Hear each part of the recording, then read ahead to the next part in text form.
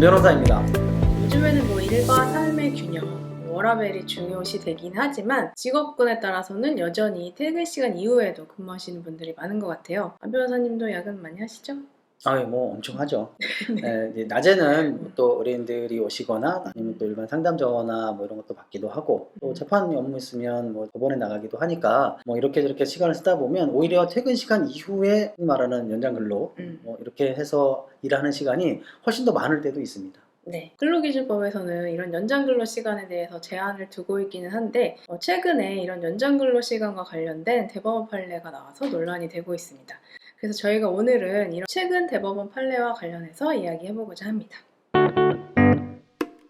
2014년 12월경에 대법원 판례가 연장근로 시간에 대해서 기존의 고용노동부 해석과 좀 상반된 의견을 내놔서 논란이 되고 있는데, 우선은 근로기준법에서 연장근로 시간에 대해서 어떻게 제한을 하고 있는지에 대해서 살펴봐야 될 것 같아요. 설명을 좀 해주시죠. 네, 많은 분들이 알고 계시겠지만 우리나라에서 이제 근로기준법이 예전에 좀 개정이 되면서 이제 정리가 다 됐어요. 하루에 8시간을 초과할 수 없다. 그리고 일주에 전체 근로시간은 40시간을 초과할 수 없다. 이렇게 돼 있어서 보통 이제 주 5일제로 일하시는 분들은 하루에 8시간씩 해서 5일 동안 근무하셔서 전체 40시간 이렇게 근무하고 계신 거죠. 물론 일을 하다가 이제 연장 근로가 필요한 때에는 당연히 연장 근로 할 수 있는데, 그것도 법에서 노사 간에 합의한 경우에는 12시간까지 연장 근로를 할 수 있다. 이걸 다 합치면 전체 40시간, 그리고 연장 근로 할 때는 12시간. 그래서 총 52시간까지는 일을 할 수 있다. 일을 시킬 수 있다. 이렇게 정리가 된 것이죠. 최근에 대법원 판례는 사용자가 연장 근로 시간을 위반했다고 해서 문제가 됐던 형사사건이었는데, 1심과 2심에서는 사용자에게 연장 근로 시간 위반을 인정해서 벌금 100만 원을 선고했던 사건이었거든요. 1심과 2심의 견해에 대해서 좀 얘기를 해주시죠. 네, 1, 2심에서 이제 유죄가 나왔었는데 사건은 간단합니다. 법에서 규정한 대로 하루에 8시간을 초과한 것은 연장 근로니까 하루에 8시간을 초과해서 그때마다 그날마다 다 더한 것이 한 주에 총 12시간을 넘어서면 법에 허용된 연장 근로 시간 위반이니까 형사처벌 유죄, 이렇게 정리가 됐던 것이죠.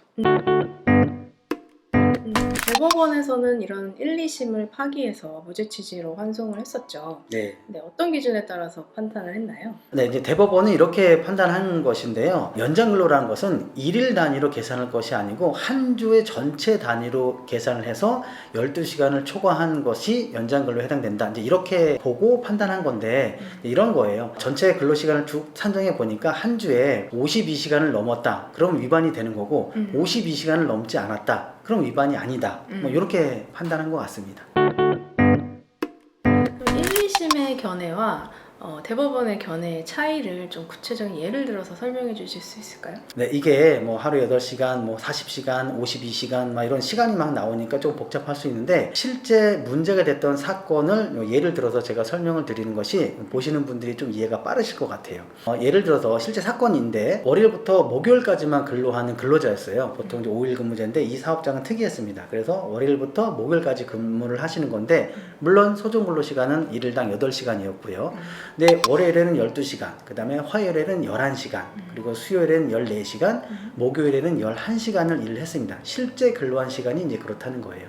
이걸 가지고 1심과 2심에서는 이렇게 본 거예요. 소정 근로 시간 8시간을 제외하면 월요일에는 4시간, 그 다음에 화요일에는 3시간, 그 다음에 수요일에는 6시간, 목요일에는 3시간, 이렇게 연장 근로가 산정이 되는 것이죠. 이걸 다 더하면 총 16시간의 연장 근로가 나오게 됩니다. 그러니까 당연히 12시간을 초과했으니 연장 근로 시간 위반, 그래서 유죄 판결을 내렸던 거예요.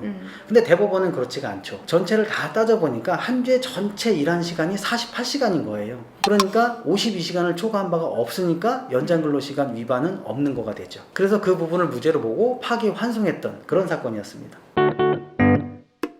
그러면 대법원의 판례 취지에 따르면 주 52시간을 넘지만 않는다면 1일 근로시간이 8시간을 넘어서 연장 근로하는 경우에도 제한 없이 할 수 있다는 취지일까요? 네, 대법원의 판단 취지대로면 그럴 수도 있죠. 근데 이제 그런 게 얼마든지 가능하니까 아무렇게나 해라 이런 취지는 절대 아닙니다. 대법원에서 그렇게 본 것은 민사적으로 당연히 그 사람에게 연장 근로 수당을 줄 때는 50% 가산해서 주기 때문에 사용자 입장에서는 그 자체가 부담이에요. 그러니까 이제 그렇게 부담이 되는데 인사적으로 50%를 가산해서 주게 되는 연장근로 시간을 계산하는 방식과 형사적으로 사용자를 처벌할 것인지 말 것인지를 판단하는 그 기준이 되는 연장근로 시간을 판단하는 방식은 좀 달라야 된다. 그게 꼭 같을 필요는 없다.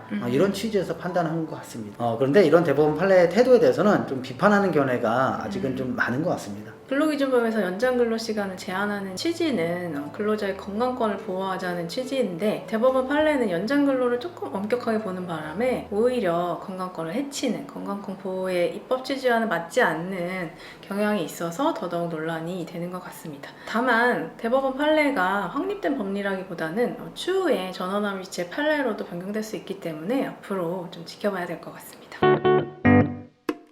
네, 고용노동부도 그동안에 우리나라의 근로시간에 관한 제한 규정이 너무 엄격하고 획일적으로 돼 있다. 이걸 조금 탄력적으로 운영할 필요가 있는 거 아니냐. 이런 기조를 계속 유지해 왔었는데 이번 대법원 판례도 그런 취지에서 좀 환영하는 입장인 것 같고 또 얼마 전에 현장에서 연장근로시간의 산정을 두고 막 혼선이 빚어지지 않도록 행정의 속도 또 빠르게 이렇게 수정한다. 이렇게 보도한 바 있습니다. 네, 대법원 판례의 당부당은 변론으로 하더라도 고용노동부가 행정해석까지 변경할 예정이라고 하니까 사용자 근로자분들 모두 대법원 판례 취지에 대해서는 알고 계시면 도움이 될 것 같습니다. 오늘 영상도 도움이 되셨다면 구독과 좋아요도 부탁드리겠습니다. 감사합니다. 짧네요.